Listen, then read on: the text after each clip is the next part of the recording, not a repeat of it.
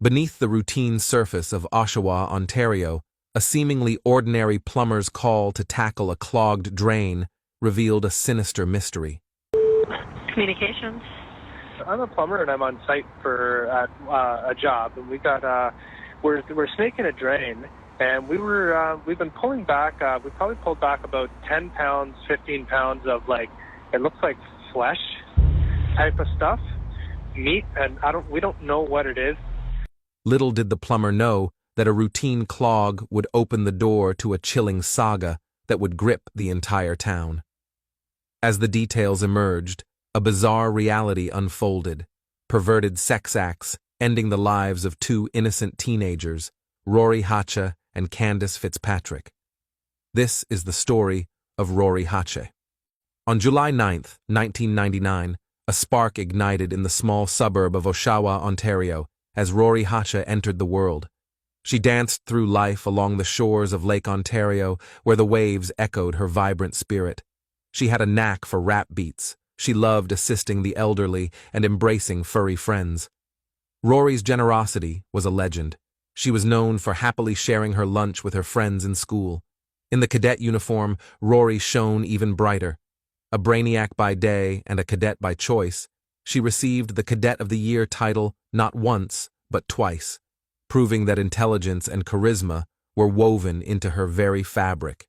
Rory was a nice, obedient child during her middle school, but then her family's background started taking a bit of a toll on her personality. Born into a biker legacy, her grandfather founding the notorious Satan's Choice Motorcycle Club, and an uncle actively involved in the Hells Angels, the Hache family held a legacy demanding both respect and, perhaps, caution. Entering her early teens, Rory stayed committed to excellence. However, a puzzling shift emerged after her consecutive victories as Cadet of the Year. The once promising path veered into darkness. Everything was smooth until Rory's first week of high school, marking an unfortunate descent into the wrong crowd that altered her life. In her early high school days, Rory's life took a dark turn. Someone offered her meth, and that started of a rough journey. Being young and impressionable, addiction took hold quickly. Shame became her constant companion, pushing her into a confused state. It was a tough reality for someone so young. But here's where things get interesting. Rory's story takes a surprising turn, a testament to the strength she found in her support system, her family. With their help, she bravely fought her demons, emerging victorious in her battle for sobriety. 6 months of hard-fought, clean living followed, backed by a supportive guidance counselor, a steady job, a return to education, a loving boyfriend, and the pride of renting her own place. At the age of 17, Rory was on a roll. Her life was back on track. She discovered love in the arms of a man named Tony.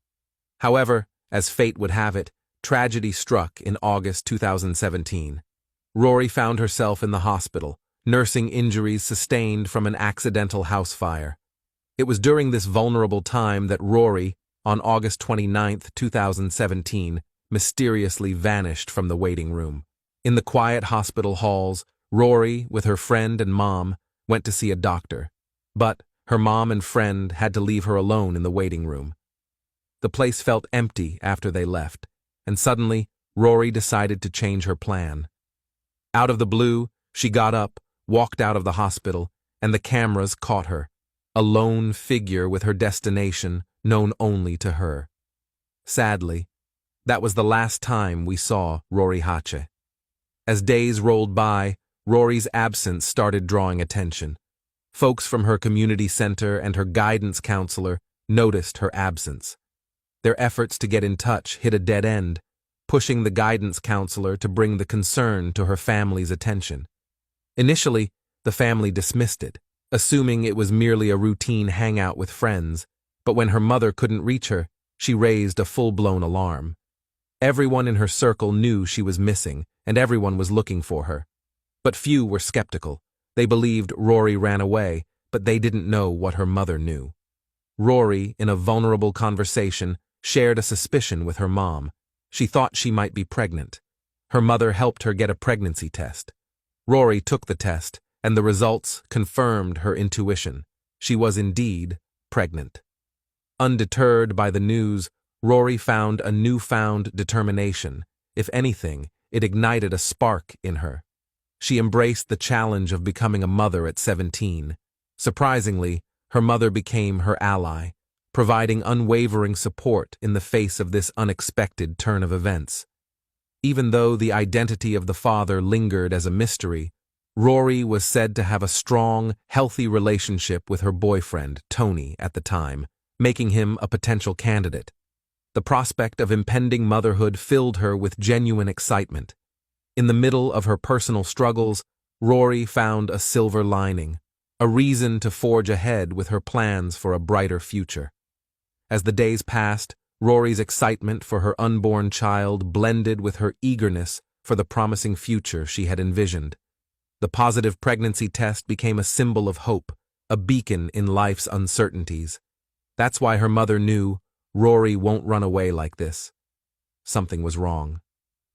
Then, almost 2 weeks later, on September 11th, 2017, the story took an abrupt and unsettling turn.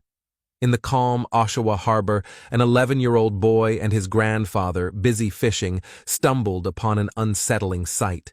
Floating in the water, a female torso.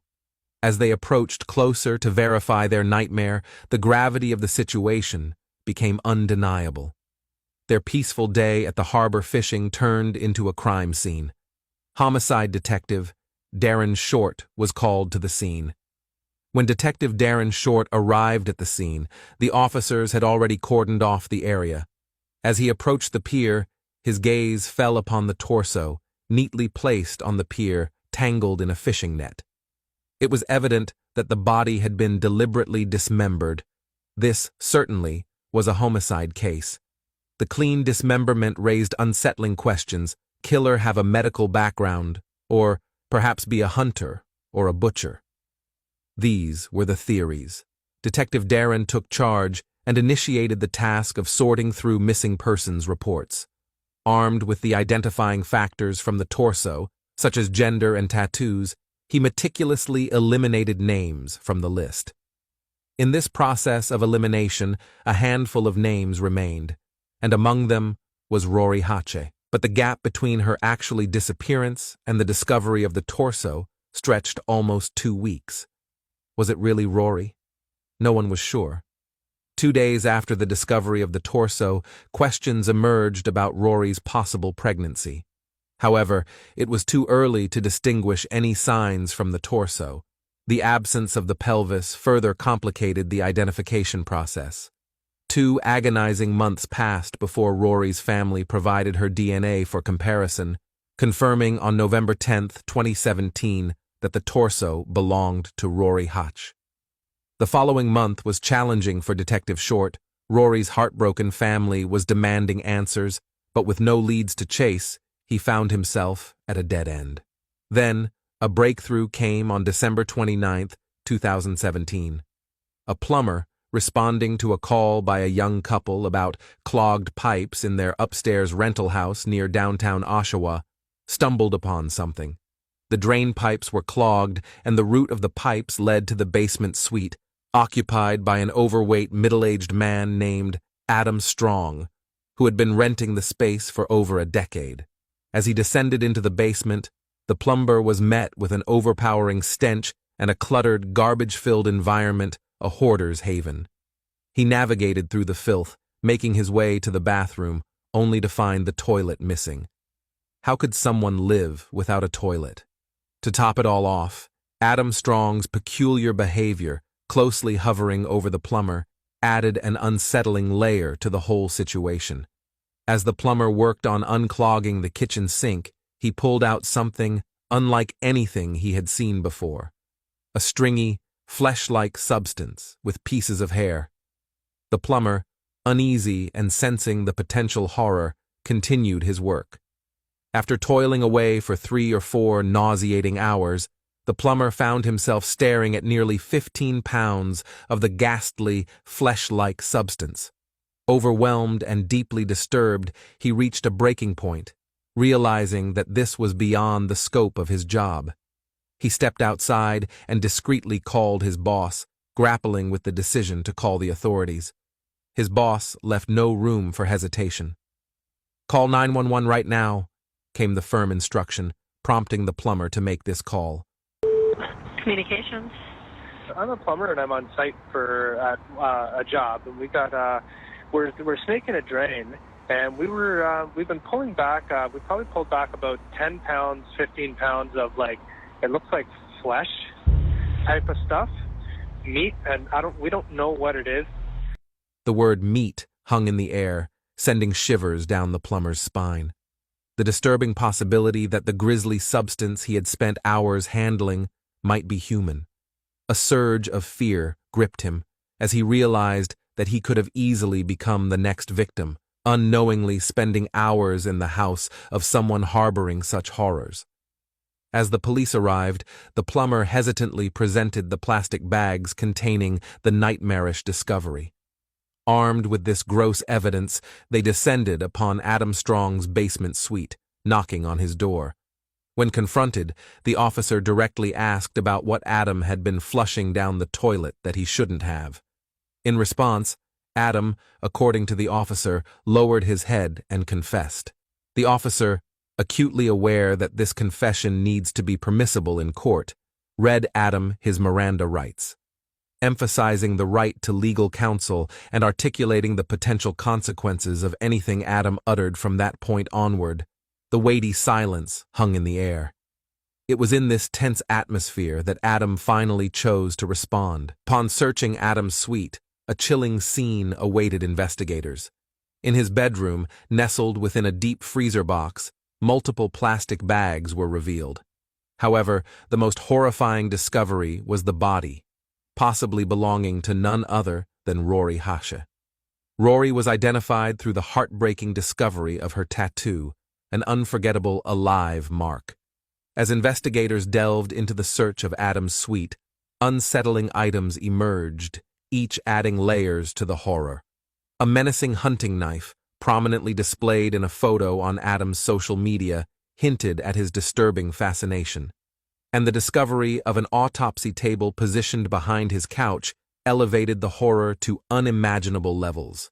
The combination of a cluttered house, piles of garbage, and an autopsy table was a surreal scene that defied logic. The investigation yielded further evidence of the brutality inflicted on Rory. Her shoes, soaked in her own blood, were discovered in a plastic bag. Bloodstains in every corner of Adam's suite, from the kitchen to the bedroom floor, walls, and ceiling. A chilling examination of his online search history unveiled a disturbing curiosity for gore sites depicting death and dismemberment. Shockingly, an undetonated pipe bomb was found, raising alarming questions about Adam's evil intentions. Bomb squads were summoned to handle the device, which was detonated before causing any injuries. In the wake of these revelations, the once mysterious backdrop of Adam Strong's life became a theater of horrors, leaving everyone involved grappling with the evil nature of the crimes committed within those walls. After an exhaustive 25 days, the forensic team concluded their search of Adam Strong's home. Then, within a month of the forensic team wrapping up their investigation, the rental unit where these unspeakable acts occurred was shockingly listed again. Rory's family vehemently protested in front of the house, demanding it to be demolished. Rory's autopsy report revealed 2 fractures and multiple facial injuries. These occurred before her death.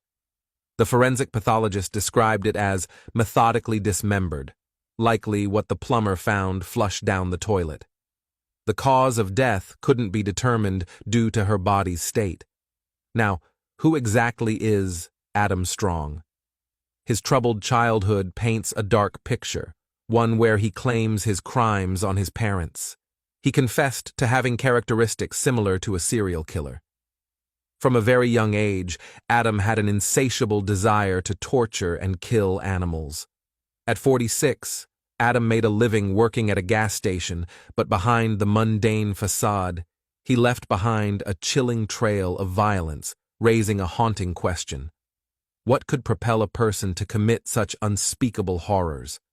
In his interactions with officers, Adam didn't reveal any names, maintaining a facade of self-assuredness, even though he wasn't as intelligent as he portrayed himself to be. As fate would have it, it was Detective Darren Short on duty that day, and he took charge of the interview. Detective Short, at that moment, had no idea he was the killer of Rory H. The likelihood was there, but without concrete evidence, it remained just another case to be handled. During the interview, Detective Short received a notification about what they discovered in the freezer. It was then he realized Adam Strong was the one he had been looking for. By now, Rory was identified by her tattoo. Armed with this information, Detective Short's approach was direct. He confronted Adam. He forced Adam to face the heinous reality of his actions. At that point, a lack of crucial information surrounded the circumstances of Rory's death. To press murder charges, it was crucial to have solid evidence confirming her death as a homicide. But the specific cause of her death remained vague. It was apparent that Adam was in no mood to cooperate. The only hope that remained was the plethora of blood-soaked evidence that could pin down the murder on him. Detective Short forwarded around 8 or 9 pieces of evidence, including a large, razor-sharp Wyoming knife. If only the forensic experts could find Rory's DNA on any of them, Adam could be charged. Then finally, one day, the forensic report came back. As Detective Short went through the report at his desk, an expectation lingered that any DNA found would be Rory's. But something was wrong. It was so wrong that it demanded him to read it again, even a third time, to make sure he understood. It was at this point that the unsettling reality dawned on Detective Short. Rory Hache was not the only victim. The DNA discovered on that large Wyoming hunting knife and in his freezer allowed the authorities to build an airtight case against Adam Strong. However, they have not found any body parts belonging to this second victim. On July 10, 2018, they learned that the DNA belonged to Candace Fitzpatrick, an 18-year-old female who had gone missing almost a decade earlier in March of 2008. Candace, like Rory, hailed from the Oshawa area and struggled with drug addiction. Described by her dad as having a big heart and love for everyone, Candace was last seen leaving home for the mall in March 2008. However, her disappearance was only reported 2 years later. Her transient lifestyle meant her brief absences didn't immediately raise alarms, but as months passed without contact, her father's concern grew. The uncanny resemblances in the life stories and physical features of both women are striking. As Candace was officially reported missing in 2010, 2 years after she actually went missing, this delay made the task of finding her safe much more challenging. Her father dedicated years to searching for her, but hope gradually faded. Unfortunately, a decade later, his grimmest fears manifested in Adam's apartment. On November 8, 2018, Adam Strong was brought in from prison for his second police interview. Detective Short observed this 11-hour interrogation, orchestrated by Detective Paul Mitten, unfolding live from another room. Right from the start, it's evident that Adam isn't scared or stressed. Instead, he appears remarkably upbeat and chatty. It's as though he holds all the cards, feels an upper hand, and takes pride in it, enjoying the spotlight that now shines upon him. His demeanor during the interrogation radiated arrogance, a chilling lack of remorse, and a startling absence of any human emotions. Adam Strong is a true psychopath. Just when you think his selfishness can't reach greater heights, he surpasses expectations. The audacity peaks when he demands a lavish feast from Wendy's in exchange for divulging more information. He shamelessly admits his desire to be as comfortable as possible in prison and goes on to list a few more audacious requests. The sheer gall of his demands added a surreal dimension to the unfolding scenario, showcasing a level of entitlement that defied logic. After his demands are met, he finally acknowledges knowing Rory. As he begins to open up, there's an obvious caution in his admissions, a careful dance between revealing certain details and withholding others. It's a calculated approach, as if he's strategically navigating the narrative to suit his own motives. Detective Paul Mitten tirelessly probed for answers, working to piece together the timeline from the discovery of Rory's torso on September 11th to the crucial call from the plumber in late December. In his own words, he admits to a lack of remorse. "I didn't feel," he callously confessed, indifferent to the gravity of his actions. Detective Paul Mitten, undeterred, pressed forward, now asking questions about Candace. Securing his confession of even knowing about Candace was a significant step for the case. It became a pivotal point in building the case, bringing to light the connections between the killer and the second victim, Candace Fitzpatrick. As the topic shifted to the Wyoming knife during the interview, his smugness reached unprecedented levels.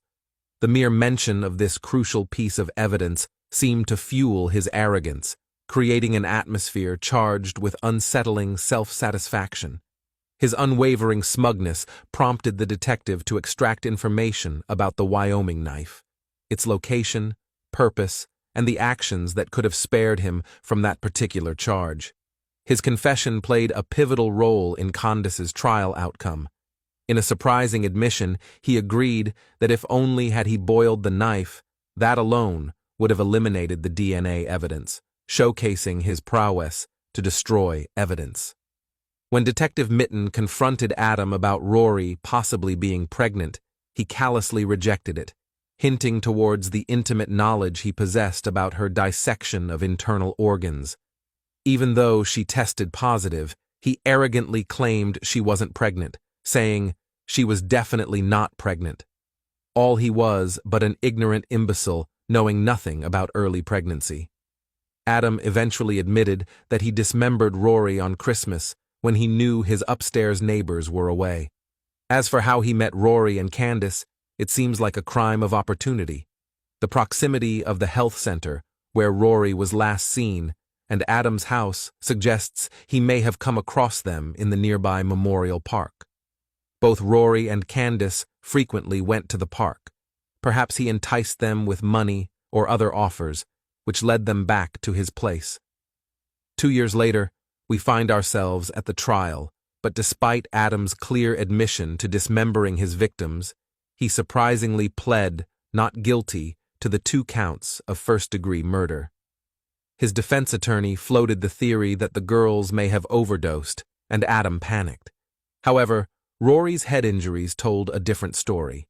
During the trial, the defense attempted to challenge the admissibility of Adam's initial admissions to the police, claiming a lack of access to legal counsel. The judge, however, deemed these admissions voluntary, as Adam wasn't under arrest at the time, allowing them in the trial. The prosecutors argued that the murders likely occurred during assaults or while the victims were being held against their will. On March 16, 2021, Adam Strong was found guilty of first-degree murder for Rory H. and the manslaughter of Candace Fitzpatrick. As Candace's remains were never found, the court couldn't prove her murder beyond a reasonable doubt. Despite this, Adam was sentenced on May 27, 2021, to life imprisonment with no possibility of parole for 25 years. Finally, justice was served for the heinous crimes he committed. As the gavel fell, Rory H., Candace Fitzpatrick, and their grieving families finally found closure. The judge stressed that there was no hope for rehabilitation for Adam and firmly stated that he would spend the rest of his life behind bars. Speaking directly to Strong, the justice said, "You are a dangerous predator. You decided to feed your selfish desires, and in doing so, you took 2 vulnerable lives." Adam Strong will be added to the sex offender registry. The monstrous chapter authored by Adam Strong had reached its conclusion within the confines of the legal system, but the scars left on those who loved the victims would linger for a lifetime. The families could now begin to heal. Just a month after being imprisoned, Adam Strong finally realized that he would rot in his cell forever. He realized that he held no bargaining chip whatsoever that could shorten his sentence. There is no point in holding any information. After some rounds of questioning, the investigators managed to get hold of Adam Strong in judicial custody. Then, on November 4th, 2021, Adam took them to a small clearing near the trees behind Secreto Drive in Oshawa. It was there that, finally, they unearthed human remains buried underground. As the curtain falls on the haunting saga of Rory Hatcha and Candace Fitzpatrick, one cannot help but ponder the depths of darkness still concealed within the seemingly ordinary walls of a bona fide horror house. Chilling questions, still unanswered. Were there more victims whose stories may never surface? What if the plumber was never called? Why did he skin his victims? The mysteries persist, the untold stories that may forever remain in the shadows.